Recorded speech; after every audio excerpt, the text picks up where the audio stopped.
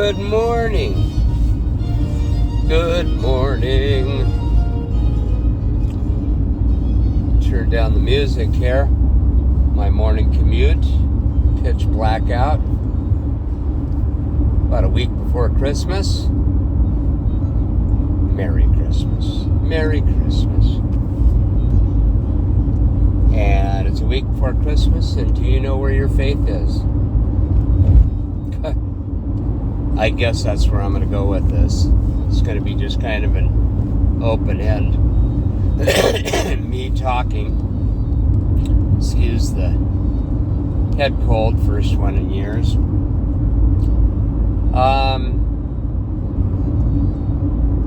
Yeah. You know, I was thinking, you know, where your faith is, because in general terms, we all have to go through this in dealing with people, dealing with each other, dealing with friends, family, you know, and general public. And so we all kind of deal in that same level and talking to people and whatnot. Take the time. You know, take the time to process what's going on in conversations a little bit. That's where I say, do you know where your faith is this Christmas? The reason why I say that is because that's what peace really is. You want peace within yourself on earth and everything else. It's to have that tranquility within chaos. You know, when everything's swirling around you. It doesn't mean to be complacent, that everything's just going to be so fine and on an even plane and that's it.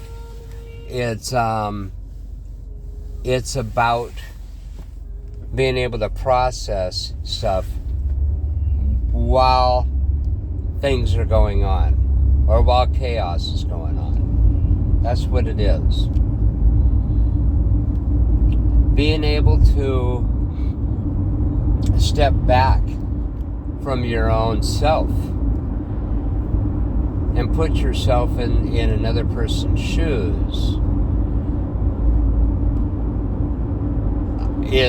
takes a lot of energy to remove yourself from, or your own ideas and your own judgments from the situation.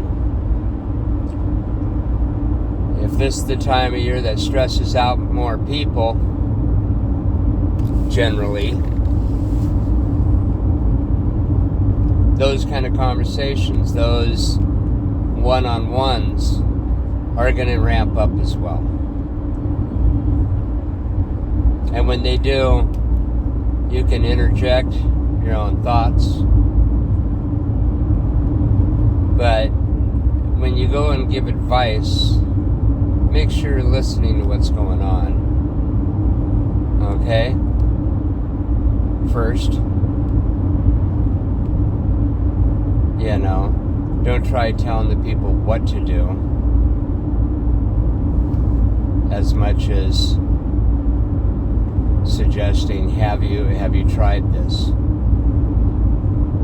You know, in a case, in those kind of instances, I'll say it that way. 1 week until Christmas, do you know where your faith is? Understand we all fail is a big one. And in reality, forgiveness is a very rare quality in humans. We can let some things pass, others we can't. So, do you know where your faith is? You know, I have, on a personal level, I have to believe in the words that I know out of Scripture, and that is, that slate is clean, because as humans, we have turned around and layered upon layered upon layered judgment and rules and laws and such on life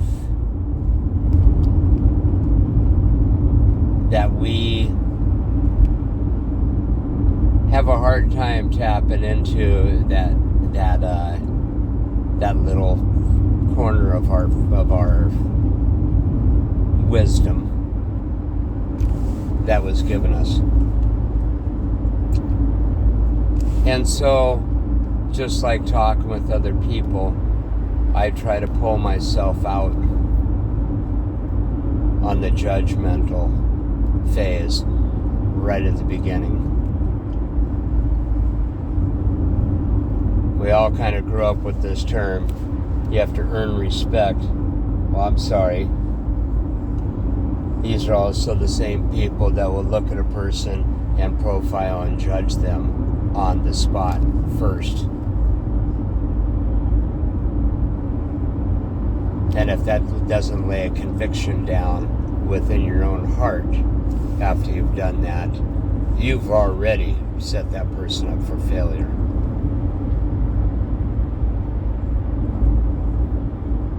I can look and profile somebody, but that doesn't mean that I've already closed the book on who they are, and I don't ask for any of their respect up front.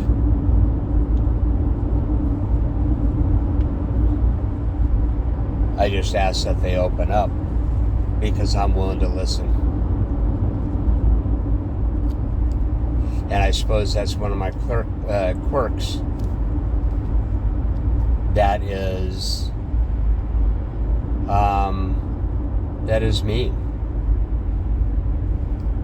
I've grown up with people that were humbled by society, we'll say, that had dirt floors, that had tin houses, in some cases cardboard rooms, while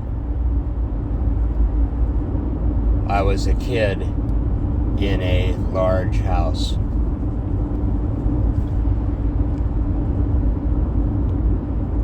You kind of go through a Buddha phase there, looking over the backyard fence, like he did, and went, I'm sorry, the stark contrast is too much not to see. You can't unsee it.